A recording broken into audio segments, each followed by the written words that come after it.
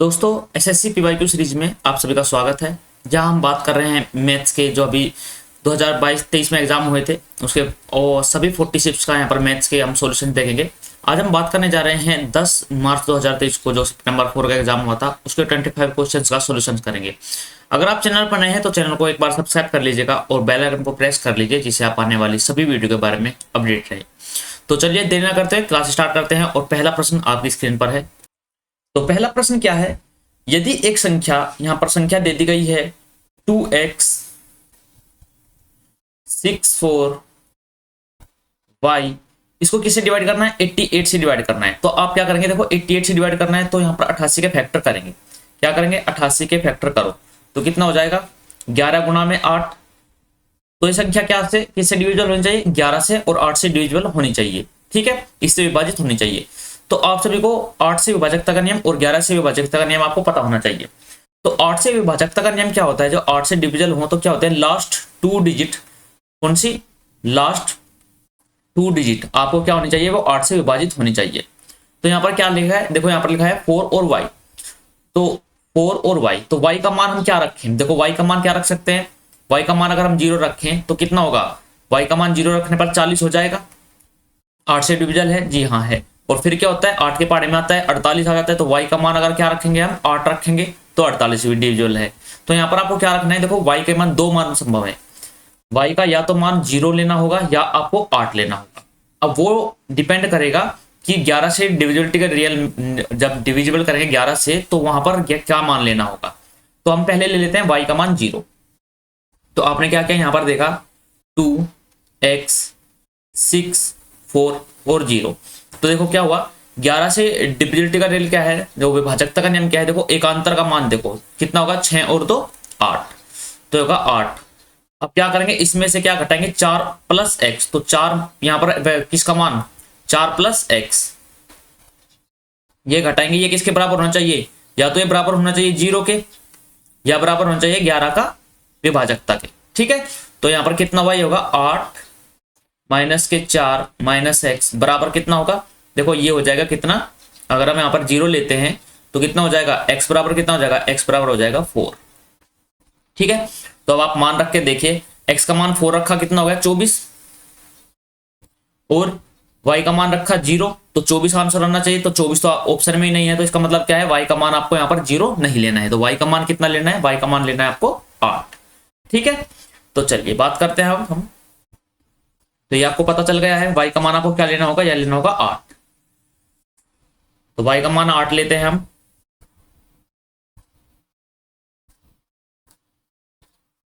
y का मान हमने क्या लिया, 8 लिया। तो यहां पर कितना हुआ,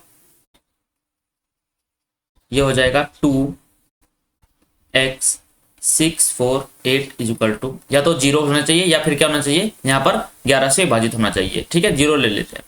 तो यहाँ पर कितना हुआ, देखो 6 और 2 8 और 8 16, 16 माइनस 4 माइनस एक्स बराबर कितना हो जाएगा, 0 लेते हैं। तो x बराबर कितना हुआ, x बराबर कितना हो गया, ये हो गया 12। ठीक है, अब हम बात करते हैं 12 हो गया। अब देखिए x बराबर 12 हुआ, तो यहाँ पर x बराबर 12 रखा तो कितना होगा, 12 6 72, और 72 में से 40 गया तो क्या हुआ, ये हो गया 32। तो 32 तो नहीं है, तो यहाँ पर क्या लेते हैं, x बराबर 11 लेते हैं। तो ये कितना हो जाएगा, ये हो जाएगा x बराबर 1। ठीक है, x बराबर 1 होगा, देखो कैसे हुआ, 32 तो ऑप्शन में है नहीं, तो क्या करेंगे, x बराबर क्या लेते हैं हम, 11 लेते हैं, 41, सॉरी x बराबर क्या लेंगे, 11 ले लेंगे। तो कितना हो जाएगा, ये हो जाएगा x बराबर कितना हो जाएगा, ये हो जाएगा 16 में से 4 गए 12 और minus 1 is equal to x बराबर 1 हुआ। तो x बराबर 1 यहाँ पर रखकर देखते हैं, तो 6 इंटू 1 माइनस 5 इंटू 8, तो कितना हुआ 6 माइनस 40 इज इक्वल टू कितना हुआ, माइनस के 34। तो कौन सा ऑप्शन है, ऑप्शन नंबर ए आपका राइट आंसर हो जाएगा।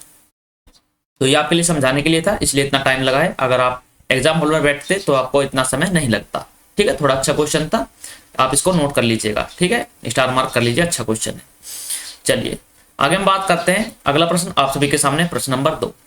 प्रश्न नंबर 2 क्या है कि संख्या 720 के गुणनखंड 1 और 720 को छोड़कर, किसको, 1 और 720 को छोड़कर कुल गुणनखंडों की संख्या कितनी होगी। मतलब क्या, आपको फैक्टर निकालने हैं कि नंबर ऑफ फैक्टर्स कितने होंगे। तो आप 720 के गुणनखंड कीजिए। आप क्या करेंगे, आप कहेंगे कि भैया 720 क्या होता है, ये हो जाएगा 180 या फिर 18 गुना में 40। ठीक है, आपने 18 के फैक्टर करे, कितना हो गया 3 का स्क्वायर 9 और गुना में कितना हो गया 2 18। ये कितना हो जाएगा 2 की क्यूब कितना हो जाएगा 3 8 और पंजे 40। तो फैक्टर क्या बने, आप कहेंगे भैया 2 की पावर 4 3 की पावर 2 और 5 की पावर 1, ये आपके फैक्टर बने हैं। तो टोटल नंबर ऑफ फैक्टर जो निकालेंगे ये गुणनखंड है। अब इसको क्या करेंगे, टोटल नंबर ऑफ फैक्टर आपको निकालने, तो आपको क्या करना होता है भाई, जो आपको दी गई है क्या पावर दी गई है उसमें एक जोड़ो, कितना हो जाएगा 5 और उनके आपस में मल्टीप्लाई कर लो, गुना में 3 और गुना में 2। तो 5 या 15 दूनी 30। तो 720 के टोटल फैक्टर कितने हो गए, टोटल फैक्टर हो जाएंगे कितना 30। लेकिन आपको बोला गया है कि 1 और 720 दो फैक्टर ऐसे भी है जो किससे कटेगी, 1 से भी कटेगा और 720 से भी। तो ये दो फैक्टर आपको नहीं लेने। तो आप अगर दो फैक्टर इसमें से घटा देंगे तो कितने बच जाएंगे, आप कहेंगे कि भैया बच जाएगा फैक्टर 28। तो ये आपका राइट आंसर हो जाएगा ऑप्शन नंबर डी। तो प्रश्न नंबर 2 हमारा कंप्लीट होता है। अगले प्रश्न पर हम बात करेंगे। प्रश्न नंबर 3 क्या है, यहाँ पर दे दिया गया, देखो इसको क्या है, ए स्क्वायर माइनस बी स्क्वायर का फॉर्मूला बन रहा है। तो आप इसको क्या लिख सकते हैं, आप इसको लिख सकते हैं कि भैया हम इसको लिख लेंगे कि 103 माइनस 101 गुना में क्या हो जाएगा 103 और प्लस का कितना होगा 101 बटे में कितना हो जाएगा 102। तो ये कितना हुआ, ये होगा 2 गुना में कितना हुआ 204 और अपॉन में कितना आ जाएगा, ये आ जाएगा 102। तो 102 दूनी कितना होगा 204 और 2 और 2 की मल्टीप्लाई 4। तो कौन सा ऑप्शन, ऑप्शन नंबर सी आपका राइट आंसर हो जाएगा। तो प्रश्न नंबर 3 आपका कंप्लीट होता है। प्रश्न नंबर 4 आपके सामने। प्रश्न नंबर 4 क्या है कि राज अपने पैसे का 10% खर्च करता है। अच्छा, अपने पैसे का कितना खर्च कर रहा है 10%। माना उसकी टोटल इनकम कितनी है, टोटल जो इनकम है वो कितनी है 100% है, उसमें से उसने 10% क्या है खर्च करती है। ठीक है, 10% उसने खर्च कर दिया, तो बचा कितना उसके पास 90। अब इसने क्या किया, शेष राशि का 70% बैंक में जमा कर दिया। शेष राशि का 70% उसने बैंक में जमा कर दिया, तो उसका 90 का उसने क्या करा 70% बैंक में जमा करा। तो ये कितना हो गया भाई, होगा 63। मतलब उसने क्या करा 63 जो है वो किसमें जमा कर दिया, वो बैंक में जमा कर दिया। यदि उसके पास 26 और 2646 शेष बचता है तो प्रारंभ में उसके पास कितना धन था। अच्छा भैया देखो 10% उसने खर्च किया, 63 उसने किस में जमा कर दिया, सॉरी 70%, शेष का 70% उसने कितना कर दिया, ये कर दिया बैंक में जमा। अब उसके पास कितना बचा 2646। तो कितना हुआ देखो 63 तो ये हो गई, 10 यहां पर चले गए तो कितना होगा 73। अब बचा कितना 27। ठीक है,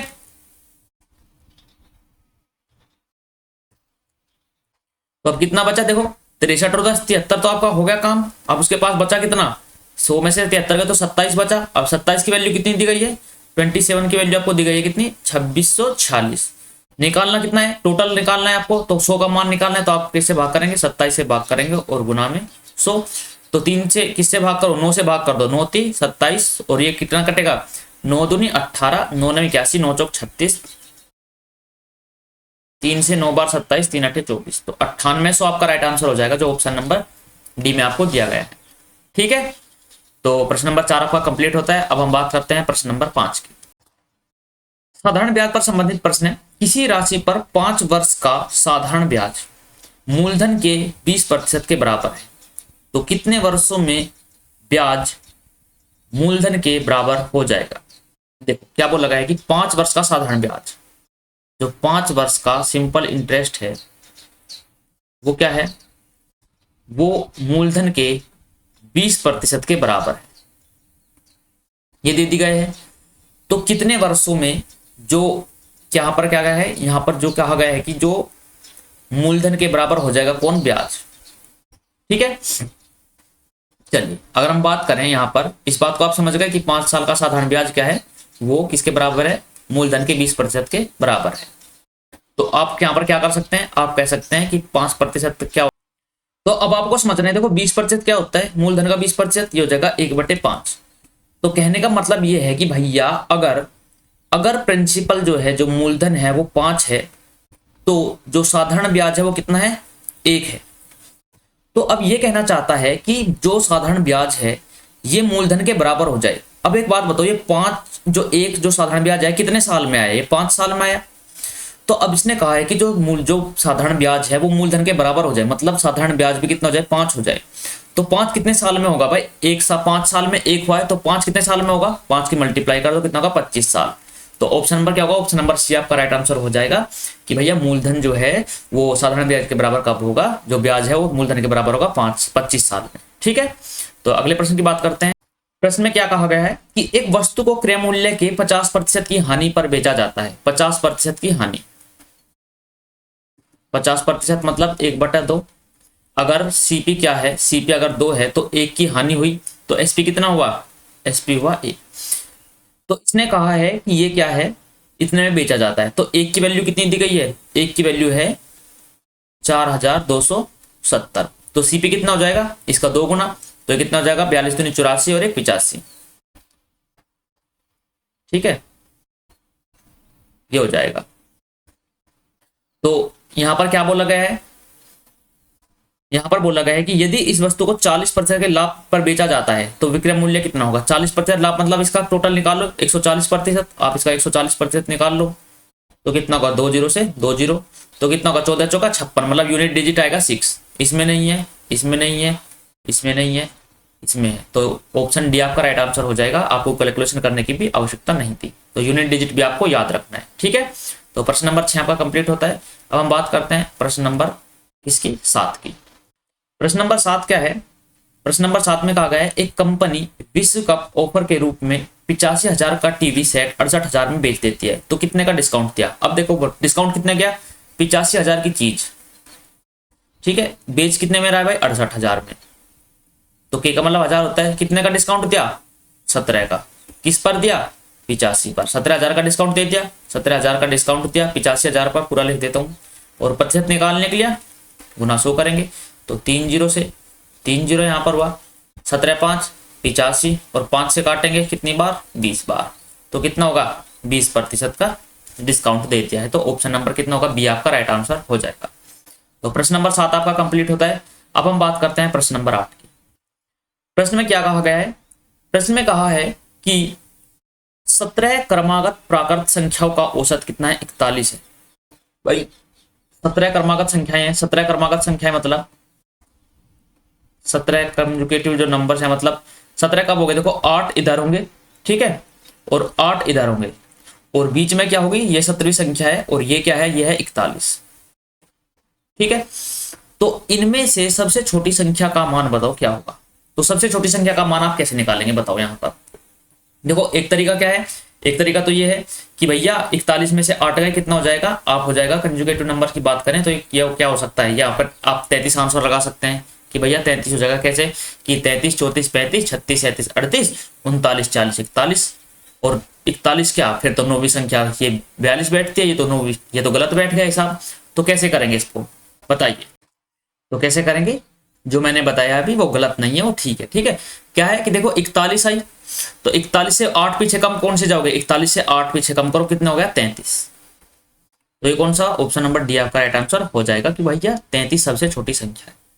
ठीक है, ये चीज समझ में आ गई ना भाई। कितना करा, देखो 17 है, 8 इधर होंगी, 8 इधर होगी, बीच में 41 आया भाई, इधर एक संख्या है, इधर एक संख्या, उनका औसत तो बीच में आएगा। तो इससे 41 से 8 पीछे संख्या कौन सी है, 33 है, तो वो आपका राइट आंसर हो जाएगा। तो प्रश्न नंबर 8 आपका कंप्लीट होता है। अब हम बात करते हैं प्रश्न नंबर 9 की। प्रश्न नंबर 9 क्या है कि एक कॉलेज में लड़के और लड़कियों का जो अनुपात है वो कितना है, 3:2 है। ठीक है, 40 लड़के कॉलेज छोड़कर चले जाते हैं, 40 तो लड़के कॉलेज छोड़कर चले गए। एक मिनट में इसका अच्छे से लिख लेता हूँ, लड़ाई कंसेप्ट यहाँ पर आपका लग जाएगा। और मैं अभी यूट्यूब पर ही हम अपनी क्या कर रहे हैं, बेसिक से क्लासेस डाल रहे हैं, प्रॉपर कंप्लीट मैथ्स की, आपके लिए कोई भी कॉस्ट नहीं है उसका। और बिल्कुल जो मैं वहां पर पढ़ा रहा हूँ, देखो एज इट इज यहाँ पर क्वेश्चन आपको देखने को मिल रहे हैं। ठीक है, जो मेरा बैच से जुड़ा हुआ है वहां पर आपको कंप्लीट वीडियो मिल रही है और कंप्लीट आपको चैप्टर कराए जा रहे हैं। ठीक है, चलिए आगे बात करते हैं। यहाँ पर क्या है, अगर वो वीडियो अभी तक आपने नहीं देखी है तो प्लीज उन वीडियो को भी देख लीजिएगा। बॉय और गर्ल है, लड़के और लड़कियों का अनुपात 3:2।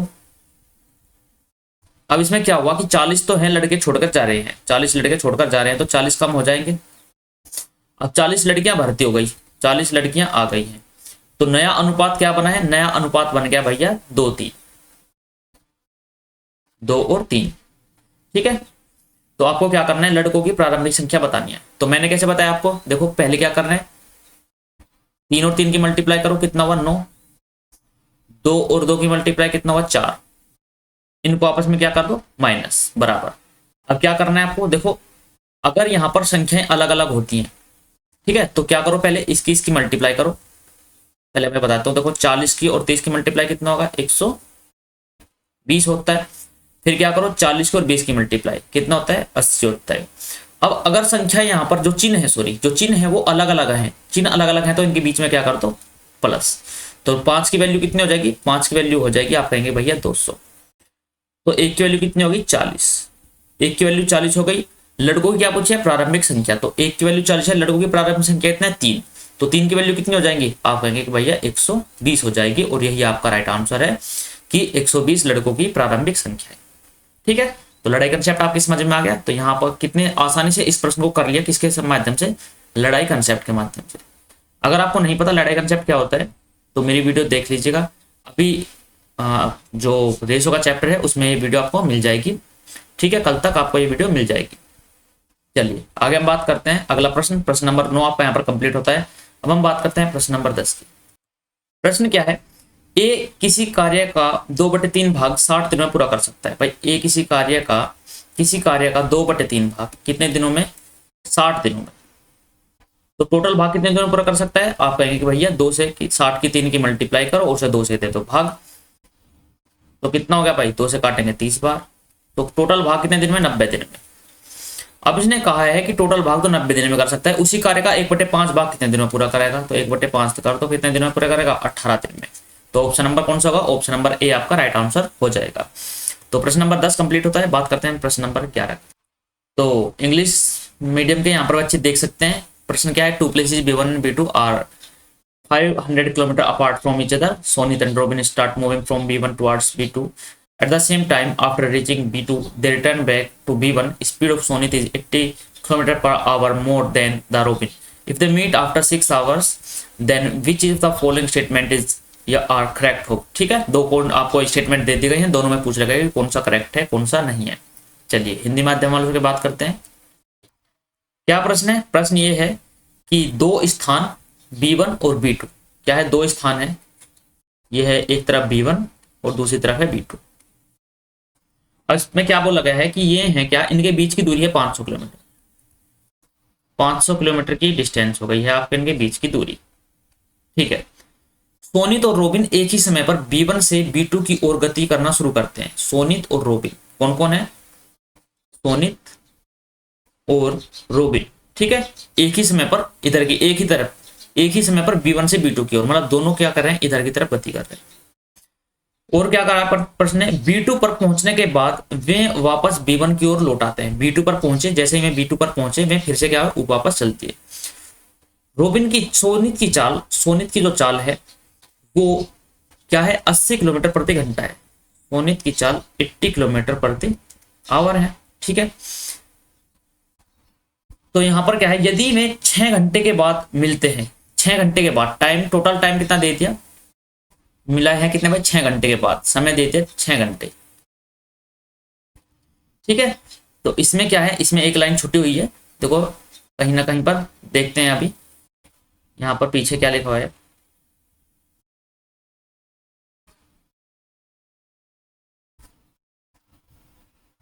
B1 और B2 कितने हैं, at the same time reaching B2 they return back B1 of.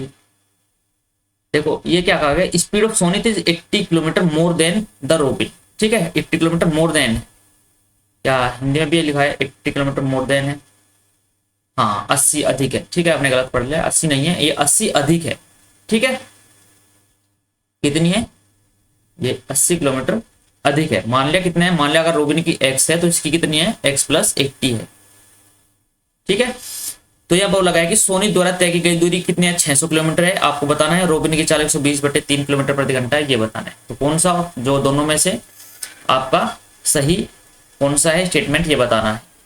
चलिए बात करते हैं, टाइम का कितना दिया गया आपको, टोटल टाइम 6 घंटे।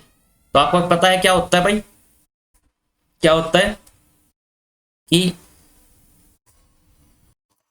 चलिए बात करते हैं अब हम। ठीक है, तो ये सब हमने पढ़ लिया। अब पहला स्टेटमेंट क्या है कि सोनित द्वारा तय की गई दूरी कितनी है, 600 किलोमीटर है। अब आपके समझ में आएगा कि दूरी तो टोटल 500 किलोमीटर है, ये 600 किलोमीटर कैसे तय करता है। चलिए मैं समझाता हूँ। देखो क्या हुआ कि यहाँ से यहाँ तक की दूरी क्या है, ये 500। एक बार मैं आपको कंप्लीट इरेज कर लेता हूँ। यहाँ से यहाँ तक की दूरी कितनी है भाई, B1 से B2 की 500 किलोमीटर। आप कहेंगे कि भैया इसमें रोबिन है और सोनित है। सोनित की जो है चाल वो रोबिन से 80 किलोमीटर ज्यादा है। इसका मतलब क्या हुआ, और वे क्या होता है B1 पर वापस भी लौट रहे हैं, तो इसका मतलब क्या हुआ कि सोनित की चाल रोबिन की चाल से ज्यादा है, तो रोबिन की चाल कम है। अब सोनित यहां से कहां तक गया, सोनित यहां से यहां गया और यहां से फिर वापस मुड़ गया, ठीक है, वापस चलना स्टार्ट हुआ। और यहां मान लिया कोई पॉइंट है P, यहाँ कोई पॉइंट है मीटिंग पॉइंट P, यहाँ पर वो मिलता है। तो प्रश्न में कहा गया है कि भाई 600 किलोमीटर की दूरी तय की किसने, सोनित ने। तो सोनित ने 600 किलोमीटर की दूरी तय की। टोटल समय कितना लगा, 6 घंटे। तो स्पीड कितनी होगी सोनित की, 100 किलोमीटर प्रति घंटा। तो अब हम बात करते हैं, अगर 6 घंटे में इसने इतना तय किया, तो अब एक बात बताइए, 5 से 6 मतलब यहाँ मिले, तो यहाँ कितना हुआ, अब इससे टोटल 100 कितना हुआ, देखो 500 ये 100 ये, तो यहाँ पर कितना बचा, यहाँ पर 400 किलोमीटर बचा। अब 400 किलोमीटर की दूरी 6 घंटे में कौन तय कर रहा है, ये कर रहा है रोबिन। तो रोबिन की चाल कितनी हो जाएगी, 400/6, तो इसको कर सकते हैं हम 200/3, ठीक है। तो एक बात बताइए कि क्या यहाँ पर इनकी चाल का अंतर 80 किलोमीटर है। आप कहेंगे कि नहीं भैया इनकी चाल का अंतर 80 किलोमीटर नहीं है, तो 80 किलोमीटर प्रति घंटा नहीं है। तो ऑप्शन नंबर क्या हो जाएगा, ऑप्शन नंबर आपका 1 गलत हो जाएगा, ठीक है। चलिए अब दूसरी बात करते हैं। दूसरा ऑप्शन क्या है, यह रोबिन की चाल 120/3 है। अगर रोबिन की चाल, देखो रोबिन की चाल कितनी है, रोबिन की चाल है 120/3, ओके। तो 120/3 है रोबिन की चाल। चलो एक बार इसको इरेज कर देते हैं, ये तो हो गया हमारा गलत।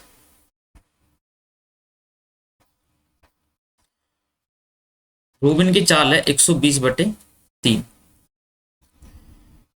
दूसरी बात क्या है कि सोनित की चाल रोबिन की चाल से 80 किलोमीटर अधिक होना चाहिए। तो सोनित की चाल कितना होना चाहिए, सोनित की चाल होनी चाहिए 180, 120/3 प्लस के 80, तो 80 दिया कितना हुआ 240, 240 और 20 कितना हुआ 360, 360 बटे कितना होगा 3, तो कितना होगा 120।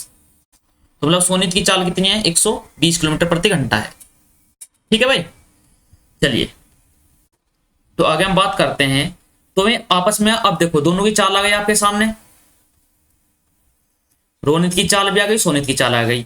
अब वे क्या कर रहे हैं, आपस में क्या कर रहे हैं, 500 किलोमीटर की दूरी कितने घंटे में, 6 घंटे में तय कर रहे हैं। तो क्या ये 500 किलोमीटर की दूरी 6 घंटे में तय कर पाएंगे, तो आप कहेंगे भैया सीधा सीधा दिख रहा है कि नहीं कर पाएंगे, तो ये भी गलत हो जाएगा। तो कौन सा, नाइदर 1 और नाइदर 2, कौन सा, कोई सा भी सही नहीं है। तो ऑप्शन नंबर कौन सा होगा, सी आपका राइट आंसर हो जाएगा, ठीक है। तो थोड़ा सा आपको बस में दिमाग लगाना था। अगले प्रश्न की बात करते हैं, प्रश्न नंबर 12। प्रश्न में कहा गया है कि x² + 1/x² = कितना है। यहाँ पर है 51। तो आपको क्या ज्ञात करना है, आपको ज्ञात करना है देखो x² - 1/x। तो ये कितना हो जाएगा, इसको हम ऐसे तो लिख सकते हैं कि x²/x - 1/x, तो ये जगह x - 1/x। तो ये आपको ज्ञात करना है।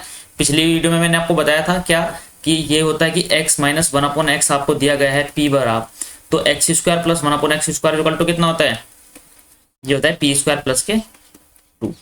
तो यहाँ आपको किसकी वैल्यू दी गई है, p² + के 2 की वैल्यू कितनी दी गई है, p² + 2 की वैल्यू दी गई है 51। तो यहाँ से p की वैल्यू कितनी आ जाएगी, p की वैल्यू आ जाएगी 7। तो x - 1/x का मान कितना आ जाएगा 7। तो ये आपका कौन सा का ऑप्शन नंबर बी आपका राइट आंसर हो जाए। अगले प्रश्न की बात करते हैं। प्रश्न है p + r बराबर कितना है, 21। pr की वैल्यू कितनी है 38। तो यहाँ पर ज्ञात कीजिए p³ - r³ का मान बताओ। तो देखो कितना हो जाएगा, अगर p का मान आप कितना रखें 19 और r का मान रखें 2, तो ये हो जाएगा कितना, p³ - p + r का मान कितना हो जाएगा, p + r का मान 21 और pr का मान कितना हो जाएगा, ये होगा 19 दूनी 38। आपको ज्ञात करना है p³ - r³। तो 19 की क्यूब माइनस 2 की क्यूब। तो आप छोटी सी बात है, यूनिट डिजिट का खेल, 9 निम 81 निम में 7 होना चाहिए, मतलब 19 की क्यूब में यूनिट डिजिट 9 आएगा और 2 की क्यूब में 9 यूनिट डिजिट आएगा 8। तो 9 में से 8 गया 1, तो यूनिट डिजिट कितना आएगा 1 आएगा। तो कौन सा ऑप्शन, ऑप्शन नंबर डी आपका राइट आंसर हो जाएगा। और कुछ भी करने की आपको आवश्यकता नहीं है। तो कितने कम समय में आपका प्रश्न आसानी से हल हो गया। अगले प्रश्न की बात करते हैं। प्रश्न नंबर 14 क्या है, sin x बराबर कितना देगा, cos 40 × sin 50 + sin 40 × cos 50। तो sin x का मान बताओ। देखो sin x की वैल्यू कितनी दी गई है, sin x, तो ये किसका मान है, cos a sin b plus के sin a cos b। तो किसका मान हो जाएगा, ये हो जाएगा किसका मान बताओ, ये है cos a प्लस b का मान। तो सॉरी, ठीक है, तो ये किसका मान है, और सॉरी ये है sin a प्लस b का मान, किसका, sin a प्लस b। तो 5, ये कितना हो जाएगा sin x बराबर sin 90। तो x बराबर कितना हुआ, आप कहेंगे कि भैया x बराबर होगा 90 डिग्री। तो कौन सा डिग्री, 90। तो ऑप्शन नंबर कितना हो जाएगा, ऑप्शन नंबर बी आपका राइट आंसर हो जाएगा। ठीक है, अगले प्रश्न की बात करते हैं। अगला प्रश्न क्या है कि tan a बराबर दिया गया है, tan to a बराबर दिया गया cot 46 माइनस a। अब देखो ये कब होते हैं, ये कब बराबर होंगे, जब क्या होगा θ1 प्लस के θ2 बराबर कितना हो, θ1 प्लस के θ2 बराबर कितना हो 90 डिग्री। मतलब कितना होगा 2a प्लस 46 माइनस a का मान कितना होगा 90 डिग्री। तो यहाँ पर a का मान आपको ज्ञात करना है, तो a बराबर कितना हो जाएगा 90 माइनस 46 इक्वल टू कितना होगा 44। तो 44 आपका राइट आंसर हो जाएगा, जो है ऑप्शन नंबर डी। ठीक है, प्रश्न को आसानी से आप प्रश्न को सोल्व कर सकते थे। अगले प्रश्न की बात करते हैं। देखो सेम प्रश्न है बिल्कुल, कब होंगे आपस में बराबर, जब दोनों का मान कितना होगा 90 डिग्री। तो 8x प्लस के 2x बराबर कितना हो जाएगा 90। तो 10x बराबर कितना होगा 90, और x बराबर कितना हो जाएगा, x बराबर हो जाएगा 9। ठीक है, 9 डिग्री। तो आपको किसका ज्ञात करना है, tan 5x। तो tan 5 इंटू 9 कितना होगा, ये होगा tan 45, और tan 45 का मान कितना होता है, ये होता है 1। तो ऑप्शन नंबर कौन सा, डी आपका राइट आंसर हो जाएगा, और प्रश्न नंबर 16 भी आपका आसानी से हल हो गया। अब नेक्स्ट प्रश्न की बात करते हैं। अगला प्रश्न क्या है, एक वृत्त की त्रिज्या 50 सेंटीमीटर है, मतलब एक वृत्त है, ठीक है, एक वृत्त है, उसकी त्रिज्या कितनी है, उसकी त्रिज्या है 50। इस वृत्त के केंद्र से एक जीवा AB की दूरी 14 है। अच्छा, AB की दूरी 14 है, जीवा AB इस वृत्त के व्यास के, जीवा AB देखो क्या है, वृत्त की त्रिज्या 50 है, इस वृत्त के केंद्र से, इस वृत्त के केंद्र से एक जीवा AB की दूरी 14 सेंटीमीटर है। जीवा AB और इस वृत्त के व्यास के योग का मान क्या होगा। इस वृत्त के यहां से क्या है, कितनी दूरी पर है, 14 की दूरी पर ये एक जीवा है AB। ठीक है, तो इसका व्यास कितना होगा, व्यास तो आपको पता है क्या होता है, कि आप बोलेंगे भैया व्यास क्या होता है, व्यास होता है 2r। तो डायमीटर कितना हो जाएगा, व्यास तो हो जाएगा 2r, तो कितना हो जाएगा 50, 50 का 2 गुना, तो कितना हो जाएगा 100। अब बात करते हैं, ज्ञात करना है ये। अच्छा एक बात बताओ, 7, 24, 25 आपको पता है एक ट्रिपलेट होती है, कैसे, आप इसको रेशो फॉर्म में बनाओ, अगर 2 से काटेंगे कितना आ जाएगा 7, और इसको 2 से काटेंगे तो 25। तो 7, 24, 25 मतलब ये कितना होगा 24, और 24 का 2 गुना करेंगे तो कितना हो जाएगा 48। तो जीवा 48 आधी 48 इधर, तो टोटल जीवा कितनी हो गई, ये हो गई 96। 50 प्लस कितना हो गया 100, तो कितना हो गया 196। तो 196 आपका राइट आंसर है, जो ऑप्शन नंबर डी में आपको दिया गया है। चलिए अगले प्रश्न की बात करते हैं। अगला प्रश्न क्या है कि त्रिभुज PQR एक समकोण त्रिभुज है। ठीक है, क्या है PQR एक समकोण त्रिभुज है। PQR 90 डिग्री, ठीक है, बता दिया गया है। QS PR पर एक लंब है। देखो क्या है कि QS यहां पर है S, PR पर क्या है लंब है। यदि PQ का मान 6 है, PQ का मान 6 है, PS का मान कितना है 4 है, PS का मान 4 है, तो आपको किसे ज्ञात करना है, QS की लंबाई ज्ञात करनी है, ये ज्ञात करनी है आपको। ठीक है, क्या ज्ञात करना है आपको, ये ज्ञात करना है। तो कैसे ज्ञात करेंगे, इसका एक सीधा फॉर्मूला। तो क्या करोगे, आप कहेंगे कि भैया इसमें कुछ भी लगाने की आवश्यकता नहीं है। आप क्या करेंगे, आप करेंगे कि ये देख पा रहे हैं कि यहाँ पर क्या है, एक लंब बन रहा है। तो ये कितना होगा, देखो हाइपोटेनस, ये कितना हो गया, ये कितना था यहाँ पर, ये था 4। ठीक है, तो ये कितना होगा परपेंडिकुलर, तो आप निकाल दो परपेंडिकुलर, क्या हो जाएगा √6 का स्क्वायर कितना होगा 36 माइनस 4 का स्क्वायर कितना हो जाएगा 16, तो कितना हो जाएगा √ में 20। तो 4 गुना 5, ये कितना हो जाएगा 20 में कितना होगा 4 गुना 5, तो कितना हो जाएगा 2 बाहर आ जाएगा, तो 2√5। तो ऑप्शन नंबर ए आपका राइट आंसर हो जाएगा। ठीक है, समझ में आ गया। चलिए अगले प्रश्न की बात करते हैं। प्रश्न नंबर प्रश्न में क्या है, क्या कहा गया है कि त्रिभुज PQR में P सबसे बड़ा कोण है। ठीक है, P क्या है, P सबसे बड़ा कोण है और 80 डिग्री है। तो यदि कोण का अनुपात 4, 3, 2 दिया गया है, 4, 3, 2, तो इसका मतलब क्या है, ये P है और इसका मान कितना है 80। तो एक का मान कितना हुआ, एक का मान हुआ 20। तो सबसे छोटा कौन सा है, 20। 20 का मान कितना हो जाएगा, 2 का मान कितना हो जाएगा, 2 गुना 20 कितना हो जाएगा, 40। तो 40 डिग्री क्या है, सबसे छोटा कोण का मान हो जाएगा। ठीक है, समझ में आ गया। अगले प्रश्न की बात करते हैं। प्रश्न क्या है, किसी विषम बाहु त्रिभुज के दो कोण 40 और 60 डिग्री है, तो तीसरे कोण का मान बताओ। देखो विषम बाहु त्रिभुज है, ठीक है, ये कौन है, ये विषम बाहु त्रिभुज है।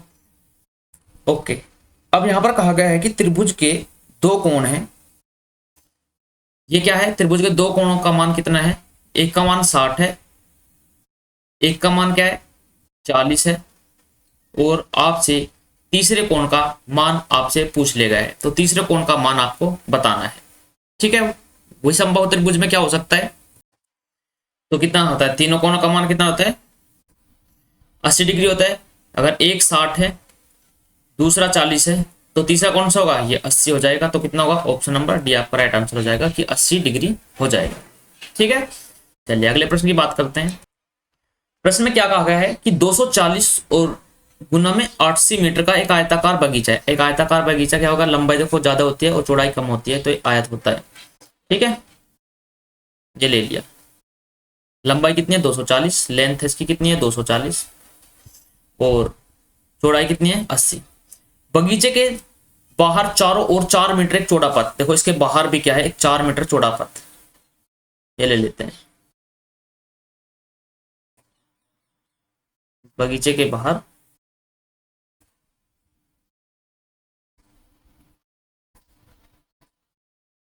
4 मीटर चौड़ा पथ। इस पथ का क्षेत्रफल, तो आपको क्षेत्रफल किसका बताना है, इस पथ का बताना है। 4 मीटर चौड़ा है, चौड़ाई कितनी है 4, देखो लंबाई तो सेम है, 4 मीटर चौड़ा है। ठीक है, तो कितना होगा, और सॉरी मैंने गलती से बोल दिया कि लंबाई समान है, ऐसा नहीं है। अब देखिए इसने क्या है कि कितना करा है, देखो इसकी लंबाई कितनी है, ये है 240 मीटर। ठीक है, 240 मीटर। चौड़ाई कितनी है, ये है 80 मीटर। ठीक है, 80 मीटर। अब एक बात बताइए छोटी सी,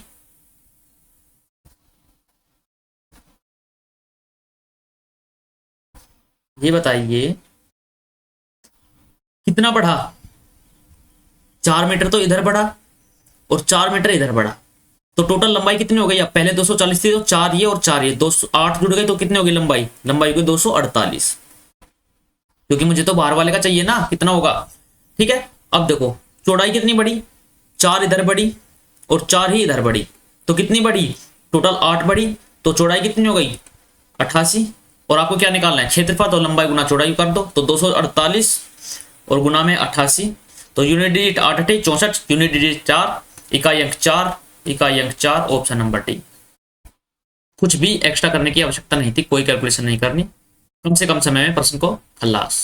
ठीक है, तो चलिए अगले प्रश्न की बात करते हैं। उम्मीद करता हूं आपके समझ में आ गया होगा, और अगर समझ में आ गया तो लाइक कीजिएगा और चैनल को सब्सक्राइब कर लीजिएगा। प्रश्न नंबर 22 ये रहा आप सभी के सामने, इंग्लिश वाले देख सकते हैं। आगे बात करते हैं हिंदी वालों की।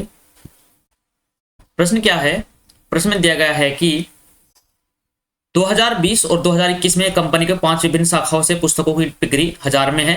2020 में शाखा ए, बी, सी द्वारा औसत बिक्री, 2020 में क्या होगा, ए, बी और सी द्वारा कितनी औसत बिक्री, 117, 113 और 83। इनका योग करके क्या करेंगे, 3 से भाग कर देंगे। ठीक है,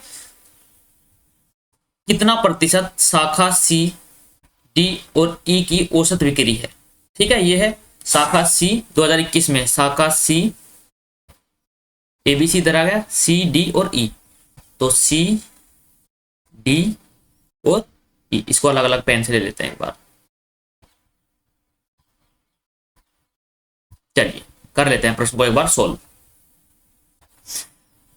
2020 में ए, बी और सी द्वारा की गई औसत बिक्री का, 2020 में ए, बी और सी, तो कितना होगा, 7 3 10 और 3 13, ये हुआ 8 और 1 9 और 1 10 और 1 11, और ये कितना 1 और 2 और 1 3, तो औसत कितना हो जाएगा, 3 से भाग करेंगे तो कितना हो जाएगा, 3 7 21 और 3 एकम 3, तो औसत कितना का 71। औसत बिक्री का कितना प्रतिशत, औसत बिक्री का कितना प्रतिशत 2000 शाखाओं में 2021 में बी सी डी ई निकालेंगे तो 2021 में कितना होगा, 9 और 4 13 और 1 14 4। ठीक है, अब क्या हुआ, ये हुआ 9 और 7 16 और 1 17 और 1 और 1 2। इनकी भी औसत निकालना है क्या, औसत बिक्री, इसकी भी निकाल दो औसत बिक्री। तो कितना हुआ, तो कितना हो जाएगा अपॉन में 3।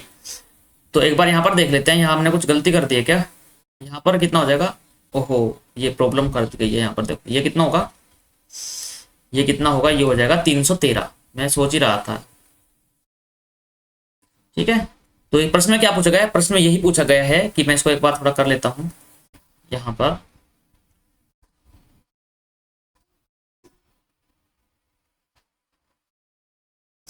प्रश्न में ये पूछा गया है कि जो ये 274/3 और ये किसका 313 और अपॉन में 3 का कितना प्रतिशत है, ये आपसे ये बस प्रश्न पूछा गया। तो 3 से 3 कैंसिल, तो ऊपर कितना हो जाएगा, ऊपर हो जाएगा 27400 और भाग करेंगे 313 से।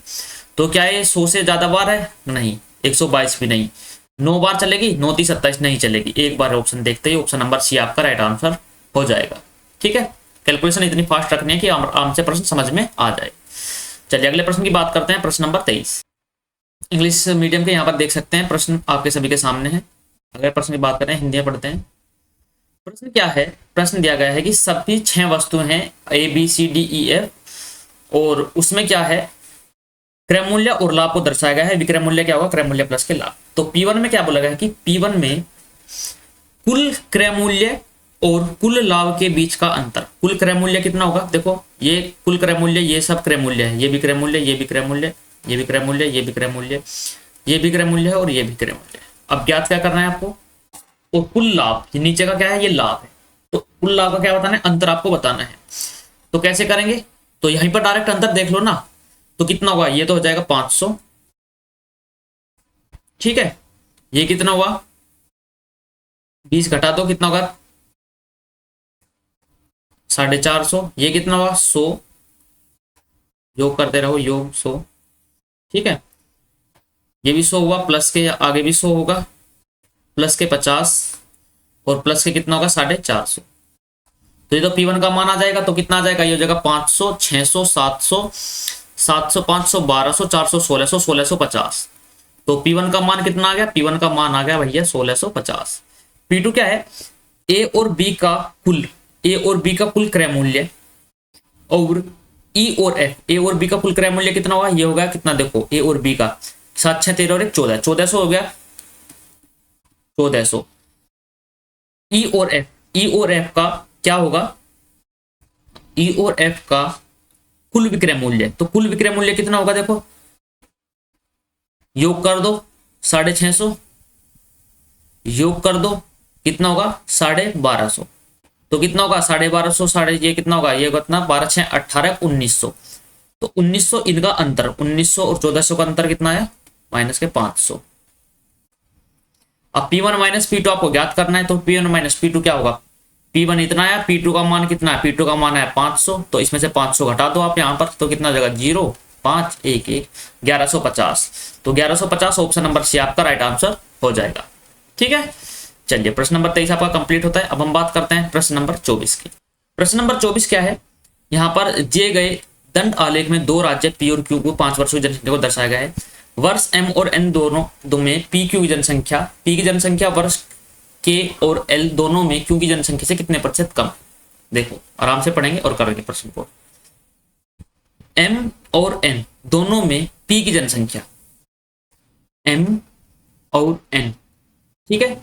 यहाँ पर एक आपका क्या है, थोड़ा सा मिस हो गया है, देखते हैं अभी क्या है यहाँ पर। ठीक है, नहीं ठीक है, ये इसमें N है ना, N, हाँ ठीक है। M और N दोनों में P, भाई M में P और N में P कितना होगा 500 हो गया। वर्ष K और L दोनों, K और L दोनों में Q की जनसंख्या, Q की जनसंख्या कितनी होगी 500 और 300 850। ये होगा क्या होगा, ये होगा P की जनसंख्या और ये किसकी जनसंख्या, ये Q की जनसंख्या हो गई। ठीक है, कितने प्रतिशत कम है इससे, तो कितना कम है भाई 350। किससे, 850 से और गुना में 100, ठीक है। तो 1 0 से 1 0 यहाँ पर चली गई, 5 से काटेंगे 17 बार और 5 से काटेंगे 7 बार, 70, तो ये कितना होगा 700/17, ये कितना होगा 700/17, तो 17 चौक 68, मतलब 4 से आएगा, तो ये भी नहीं आएगा, ये भी नहीं होगा, ये भी नहीं, तो ऑप्शन नंबर कौन सा होगा, ऑप्शन नंबर डी आपका राइट आंसर हो जाएगा। और इसी के साथ प्रश्न नंबर 24 भी कंप्लीट होता है। अब हम बात करते हैं अंतिम प्रश्न की, प्रश्न नंबर 25। अंतिम प्रश्न आज का क्या बोला गया है कि दंडालेख में सप्ताह के अलग अलग दिनों में अस्पताल आने वाले रोगियों की संख्या को दर्शाया गया है। सोमवार और बुधवार के रोगियों की कुल संख्या का, सोमवार और बुधवार, सोमवार ये है और कौन सा है, बुधवार ये है, तो कितने हो गए, ये हो गए 8 और 6 14, 7 3 8 1 8 284, ठीक है। कुल संख्या का गुरुवार के योगियों, गुरुवार, गुरुवार क्या होता है, थर्सडे, 152 का अनुपात बताओ क्या होगा। तो कितना होगा भाई, 4 से काट लेंगे आप, कितना होगा, कितना होगा, 4 × 12, हाँ 4 से काट ले, 4 7 28, 4 एकम 4, 71 कितना होगा, ये होगा 4 × 12 और 4 8 32, तो कितना होगा 71:78। तो इसी के साथ 25 क्वेश्चंस आपके कंप्लीट होते हैं। उम्मीद करता हूँ आपकी समझ में आ गया होगा दोस्तों, और आपको वीडियो अच्छी लगी होगी। अगर वीडियो अच्छी लगे तो लाइक कीजिएगा और चैनल को सब्सक्राइब कर लीजिएगा। जल्दी मिलते हैं अगली वीडियो में, तब तक के लिए take care, bye bye, love you all, Jai Hind, जय भारत, जय मां सरस्वती।